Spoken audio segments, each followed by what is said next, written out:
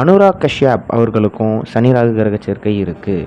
அதே நேரத்தில் பார்த்தீங்கன்னா டைரக்டர் ஷங்கர் அவர்களுக்கு பாகை முறையில் சனி ராகு சனி கேது கிரக சேர்க்கை இருக்குன்னே சொல்லலாம். நெக்ஸ்ட் வந்து பார்த்திங்கன்னா டைரக்டர் விசு சார் அவருக்கும் இந்த கிரக சேர்க்கை வந்து இருந்திருக்குன்னே சொல்லலாம்.